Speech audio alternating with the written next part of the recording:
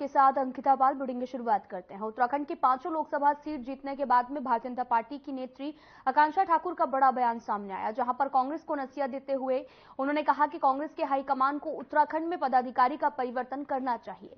जिन पर प्रदेश में कांग्रेस के संगठन को मजबूत करने की जिम्मेदारी दी गई है, वही लोग कांग्रेस के संगठन को कमजोर करने में लगे हैं। कांग्रेस के पदाधिकारी लालची हो चुके हैं और अपने इस लालच के चलते उत्तराखंड में कांग्रेस का अस्तित्व खत्म करने में लगे हैं।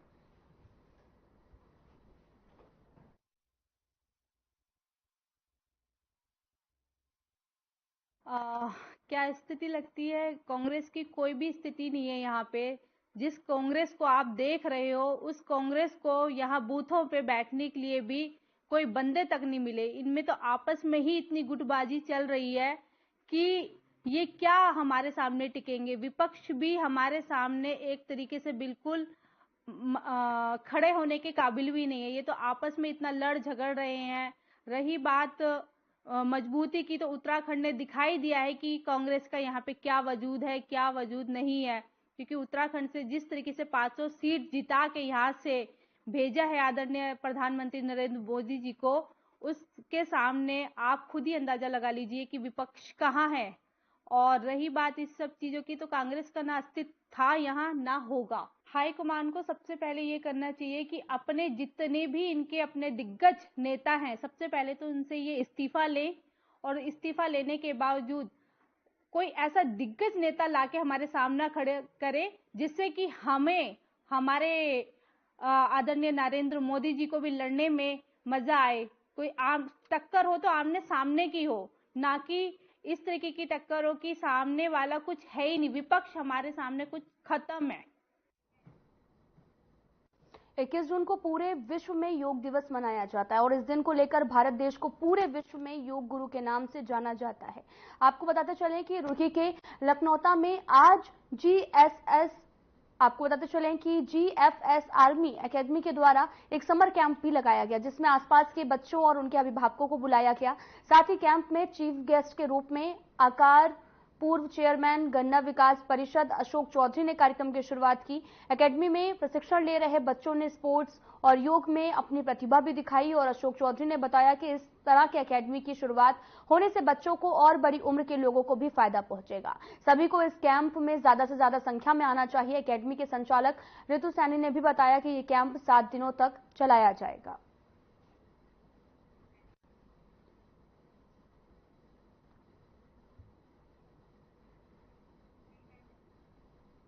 रुड़की के कावड़ पटरी पर स्थित सभी नलों के खराब होने से आने जाने वाले राहगीरों को भारी परेशानियों का सामना करना पड़ रहा है।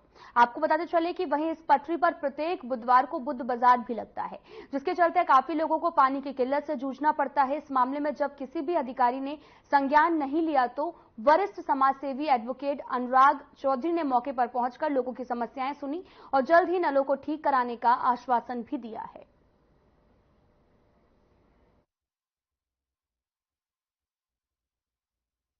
तो रोहित जी, मैं आपका धन्यवाद देता हूं कि इस क्षेत्र के लिए जब भी कोई सामाजिक, राजनीतिक या कोई भी गतिविधि होती है, उसमें आप बढ़ चढ़ कर हिस्सा लेते हैं। हमारे क्षेत्र की बात उठाने के लिए आपका मैं अपनी ओर से और अपने समस्त क्षेत्र की ओर से हार्दिक धन्यवाद अदा करता हूं। रही बात, आपने कहा कि ये हमारी जो GFS एकेडमी है, उसकी ऑनर हमारे बराबर में बैठी है सीमा सैनी जी, और हमारे जो हैं साथी हैं दूसरे यहाँ पे, और इनके द्वारा एक कैंप का आयोजन किया गया है। और ये कैंप भी हमारे युवाओं के लिए, भविष्य के लिए, उनके स्वास्थ्य के लिए और उनको अच्छी दिशा देने के लिए कार्य किया गया है। क्योंकि आप समझते हैं किसी समाज की तरक्की के लिए बहुत ज़रूरी है कि उसका युवा अच्छी पढ़ाई करे, अच्छा अपना स्वास्थ्य का ध्यान रखे, तभी वो आगे बढ़ेगा, और वो आगे बढ़ेगा तो कहीं ना कहीं हमारा देश आगे बढ़ने का काम करेगा। ये सांस्कृतिक प्रोग्राम है, इसमें हमने ड्रिल की है और वेलकम सॉन्ग पे डांस किया है और सर योग किया है, सूर्य नमस्कार किया है और हमारे यहाँ पे ट्रायल भी हुआ है सर, डेमो बॉक्सिंग का। और सर यहाँ पे हमारी मंत्र पढ़ाए सर और बहुत अच्छा लगा मुझे यहाँ आके कैंप में। और कैंप की शुरुआत वाले दिन ही मुझे बहुत अच्छा लगा। कैंप है, कैंप में हम ये चाहते हैं कि हम स्पोर्ट्स को बढ़ावा देना चाहते हैं। सबसे मेन हमारा मोटिव यही है। स्पोर्ट्स और हमारा एक बीच में जून में आता है ये आपका योग दिवस। हमारा इन 2 चीज़ पे ज़्यादा फोकस है। और एक हमारे जो बच्चे हैं जिला स्तर पे अभी ट्रायल है हमारा स्टेट का, तो हम उन बच्चों में जैसे छुट्टी के टाइम पे बच्चा फ्री ऑफ कॉस्ट यानी कि घर पे वेस्ट रहता है, तो बच्चा अपनी स्पोर्ट्स से कनेक्टिविटी बनाए रखे। जैसे हमारा एक बच्चा है गौरव है, तो उसका सिलेक्शन हो जाए। हमारी एक एकेडमी से एक बच्चे का भी स्टेट लेवल यानी कि नेशनल लेवल पर सिलेक्शन होता है, तो हमारे एकेडमी का भी नाम होगा, हमारे क्षेत्र का भी नाम होगा। हमारे बीच में जो अशोक जी हैं, वो हमारे आज के अतिथि हैं। उन्होंने हमारे बच्चों के लिए इतना समय निकाला और उन्होंने अपने बच्चों को स्पॉन्सर किया। मुझे बहुत अच्छा लगा कि हमारे जो पेरेंट्स हैं वो सभी हमारी एकेडमी को, हमारे बच्चों को इतना सपोर्ट कर रहे हैं। कुछ लोगों का मोटिव था कि ये एकेडमी नहीं चल पाएगी, तो आज मुझे बहुत अच्छा लग रहा है कि हमारे साथ में सभी लोग इतने अच्छे से, इतने संस्कार से, बच्चे हैं, गार्जियंस हैं, कुछ अतिथिगण हैं, वो सभी हमारी एकेडमी को सपोर्ट कर रहे हैं। मुझे उनका सहयोग और हमारे एसपी सिंह जी हैं, मनोज जी हैं, सीमा मैम है, उन तीनों का सहयोग मुझे मिल रहा है, जिसमें एकेडमी को एक अच्छे लेवल पर आगे हमारी जो ग्रोथ कर पाए। हरिद्वार पुलिस को एक के बाद एक बड़ी सफलताएं मिल रही। ताजा मामला हरिद्वार की रानीखेत कोतवाली से सामने आया है, जहां पर क्षेत्र ने, आपको बताते चले कि पुलिस ने अंतर्राज्यीय वाहन चोरों को गिरफ्तार किया है। पुलिस ने हरियाणा की ओर से हरिद्वार शहर क्षेत्र से चोरी की गई 9 बाइक बरामद की हैं। दोनों अभियुक्त दानिश उर्फ सोनू और आरिफ बेहद शातिर चोर हैं, जो कि पलक झपकते ही वारदात को अंजाम देते थे, लेकिन हरिद्वार पुलिस से बच नहीं सके। कोतवाली रानीपुर पुलिस ने इन दोनों को जनवरी में ही जेल भेजा था, लेकिन छूटकर आने के बाद में वे फिर से वही धंधा करने लगे। नशे की लत पूरी करने के लिए वे चोरी करते थे। हरिद्वार के इंडस्ट्रियल एरिया को सॉफ्ट टारगेट बनाकर लगातार मोटरसाइकिलें चुरा रहे थे। पुलिस के अनुसार इन कुख्यात चोरों पर पहले से ही चोरी और गैंगस्टर एक्ट के मुकदमे दर्ज हैं।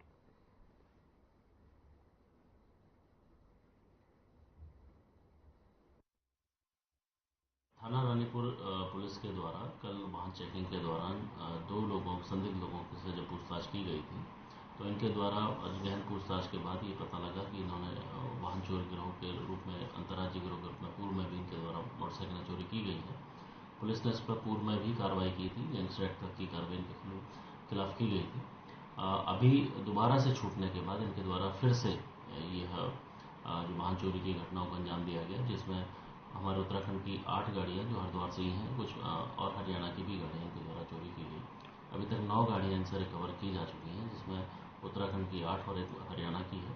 बाकी अन्य और व्हीकल इनके द्वारा अगर जो चोरी किए गए हैं, उनके संबंध में भी हम लोग पूछताछ कर रहे हैं और जल्दी ही इसमें शायद और भी रिकवरी की जाएगी और इसमें जो भी अन्य लोग सम्मिलित हैं उनके खिलाफ भी पुलिस के द्वारा वैधानिक कार्रवाई की जाएगी और इनके विरुद्ध भी आगे जो भी सख्त कार्रवाई है उसको अमल में लाया जाएगा। हरिद्वार की बुग्गावाला पुलिस ने लंबे समय से फरार अपराधी को पकड़कर बड़ी सफलता हासिल की है। ये गिरफ्तारी एसएसपी हरिद्वार के नेतृत्व में की गई है, जो कि अपराधियों को चुन चुन कर सलाखों के पीछे भेजने का काम कर रहे हैं। आपको बताते चले कि बुग्गावाला पुलिस ने 50,000 के इनामी अभियुक्त संदीप गिरी को गिरफ्तार किया है, जो पिछले 8 साल से फरार था। संदीप गिरी पर 2016 में एक 14 साल के नाबालिग लड़की को बहला फुसलाकर भगाकर ले जाने का आरोप था। इस मामले में अभियुक्त के खिलाफ संबंधित धाराओं में मामला भी दर्ज किया गया था। पुलिस की इस बड़ी सफलता पर एसपी देहात और एसएसपी हरिद्वार ने पूरी टीम को बधाई दी है। 2016 में थाना बुग्गावाला क्षेत्र में एक मुकदमा 366, 363 में एक मुकदमा लिखा गया था, जिसमें मुख्य अभियुक्त संदीप गिरी लगातार फरार चल रहा था। इस अभियुक्त पर 50,000 का इनाम भी घोषित किया जा चुका था। हमारी टीम लगातार हम लोग इस पर रिव्यू भी कर रहे थे और इसकी लगातार हम लोग लोकेशन और इसका जो इसके वेयरअबाउट्स हैं उस पर हम लोग काम कर रहे थे।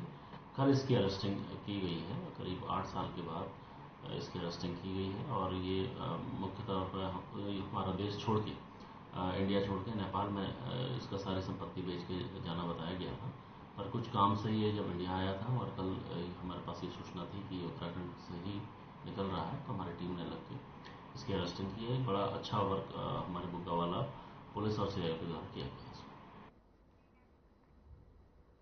हरिद्वार में हर की पौड़ी पर कॉरिडोर पर काम जल्द ही रफ्तार पकड़ सकता है। सरकार की ओर से कंसल्टेंटी फॉर्म की नियुक्ति कर दी गई है और आपको बताते चले कि हरिद्वार रुड़की विकास प्राधिकरण की बोर्ड मीटिंग के बाद में प्राधिकरण के अध्यक्ष और कमिश्नर गढ़वाल विनय शंकर पांडे ने इसकी जानकारी दी है। उन्होंने कहा कि फंड प्रोजेक्ट की डीपीआर तैयार करने और स्टेक होल्डर के साथ में समन्वय स्थापित करने का काम शुरू करेगी। प्राधिकरण की बोर्ड मीटिंग में 26 प्रस्तावों पर मुहर लगाई गई है। इनमें से कई नए प्रोजेक्ट भी शामिल हैं और शहरी क्षेत्र का सौंदर्यीकरण करने और प्राधिकरण का वार्षिक बजट पास करना भी शामिल है। देखिए, वो हमारी यूआईडीबी एक नई संस्था बनी है और उसकी तरफ से जहाँ तक मुझे अभी जानकारी है कि उसमें कंसल्टेंट की नियुक्ति हो चुकी है और बहुत जल्दी अब वो आएगी यहाँ पर। और सबसे पहला जो उसमें प्राथमिकता रखी गई है वो है स्टेक होल्डर कंसल्टेशन। पहले भी हम लोगों ने लगातार इस चीज़ को यहाँ के हरिद्वार के जो हमारे सम्मानित नागरिकगण हैं उनको बताया गया है, स्टेक होल्डर्स को, कि कोई भी प्रोजेक्ट बिना उनके परामर्श के, बिना उनके सुझाव के नहीं किया जाएगा। उनके जो भी चिंताएं हैं, आशंकाएं हैं, उसका पूरा समाधान होगा, उनसे विचार विमर्श होगा, क्योंकि ये प्रोजेक्ट उन्हीं के लिए बन रहा है।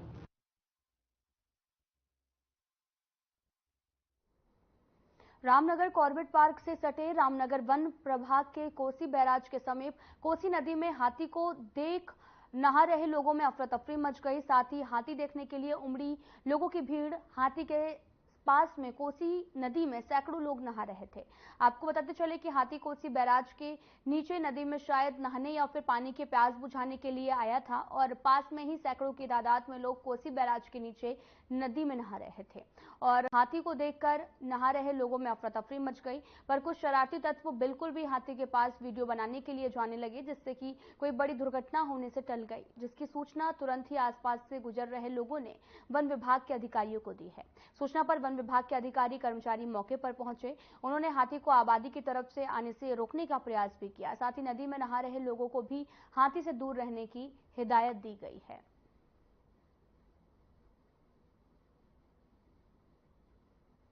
रविकांत पर यहाँ पर बैराज में हम घूमने आए थे तो देखा हमने कि हाथी बीच कोसी में आ गया था। कई लोग नहा रहे थे, आसपास घूम रहे थे और हाथी उसी बीच में वहां पर आ गया। भगदड़ मच गई वहां पर। ये बैराज में रामनगर।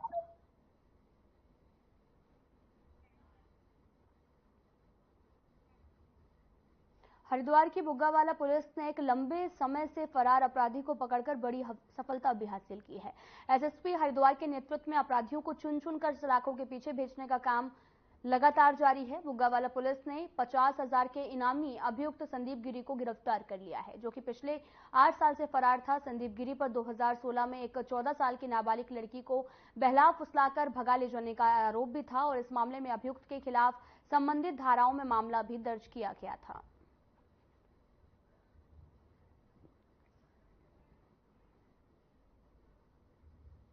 में थाना बुग्गावाला क्षेत्र में एक मुकदमा 366, 363 में एक मुकदमा लिखा गया था, जिसमें मुख्य अभियुक्त संदीप गिरी लगातार फरार चल रहा था।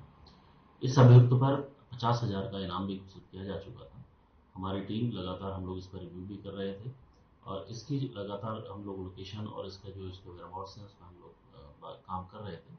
कल इसकी अरेस्टिंग की गई है। करीब 8 साल के बाद इसकी अरेस्टिंग की गई है और ये मुख्य तौर पर हमारा देश छोड़ के इंडिया छोड़ के नेपाल में इसका सारी संपत्ति बेच के जाना बताया गया था।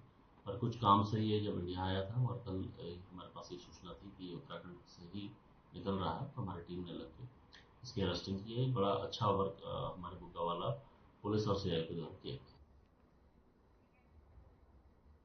कॉर्बेट रामनगर वन विभाग के सीमा पर रिगोडा से 200 मीटर की तरफ से सड़क किनारे घास काट रही एक महिला पर टाइगर ने हमला कर दिया, जिसमें महिला गंभीर रूप से घायल हो गई है और बड़ी बहन तारा देवी ने बाघ के मुंह से अपनी छोटी बहन को खींच कर लाई है। रामनगर के संयुक्त चिकित्सालय में महिला का इलाज चल रहा है और आपको बताते चलें कि आज शाम को 3 महिलाएं लीला रिंगोड़ा के पास में घास काट रही थी। इसी दौरान आपको बताते चलें कि बाघ ने लीला देवी पर हमला कर दिया। बाघ लीला देवी को जंगल की ओर लेकर जाने लगा। इसी बीच बड़ी बहन तारा देवी ने हल्ला करते हुए बड़ी बहन को पकड़ लिया।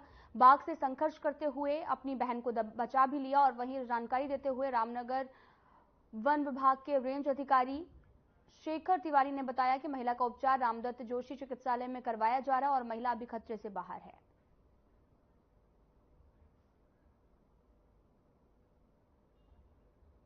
इन जो है रिमोला ये आमगढ़ का पत्ता जो पड़ता है, यहाँ की कुछ औरतें जो है घास काट के लकड़ी बीनने के लिए जो है जंगल में गई थी, तो रिमोला से 200 मीटर इधर टाइगर ने इनके ऊपर हमला किया है। फिलहाल मैं इस समय हॉस्पिटल लेकर आया हूँ। रोड पे ही हमला किया? हाँ, रोड से थोड़ा अंदर,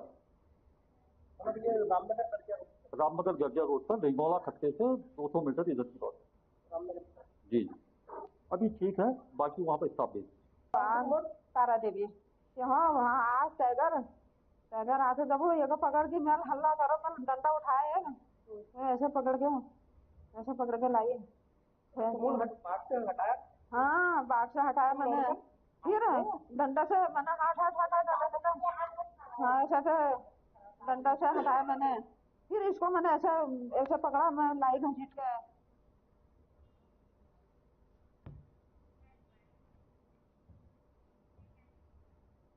तीसरी बार एनडीए के नेता के तौर पर चुने गए नरेंद्र मोदी फिर से एक बार प्रधानमंत्री बनने जा रहे हैं। इसको लेकर भी सभी भाजपाइयों में खुशी देखने को मिल रही। वहीं इस बार भी अगर बात की जाए कैबिनेट मंत्री की, तो कैबिनेट मंत्री प्रेमचंद अग्रवाल ने अपनी खुशी जाहिर करते हुए नरेंद्र मोदी को बधाई दी। उन्होंने कहा कि 1962 के बाद में नरेंद्र मोदी ही एक ऐसे नेता हैं जो तीसरी बार प्रधानमंत्री पद की शपथ लेंगे। साथ ही उन्होंने प्रदेश के परफॉर्मेंस को भी लेकर कहा कि तीसरी बार प्रदेश ने 5 लोकसभा सीटें प्रधानमंत्री मोदी को समर्पित की हैं और हम ये भी चाहेंगे कि हमारे प्रदेश का कम से कम एक सांसद केंद्रीय मंत्रिमंडल में जरूर शामिल हो।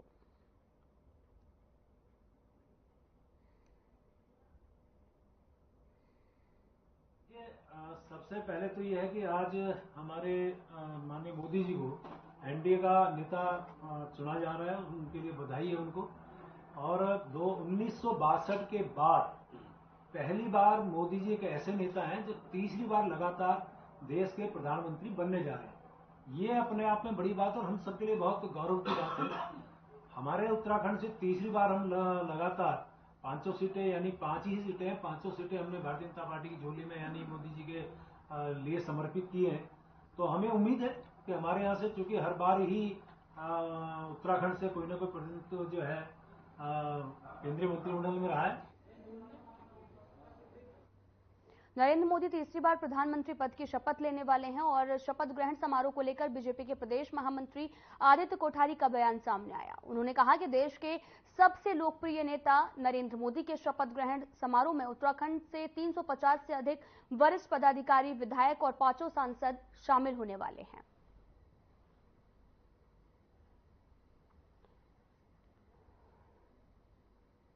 विश्व के सर्वाधिक लोकप्रिय नेता और भारत के प्रधानमंत्री आदरणीय नरेंद्र मोदी जी तीसरी बार देश के प्रधानमंत्री के रूप में शपथ ले रहे हैं और इस भव्य कार्यक्रम में उत्तराखंड से 350 से अधिक वरिष्ठ पदाधिकारी, माननीय विधायकगण, माननीय सांसद इस कार्यक्रम में भाग ले रहे हैं।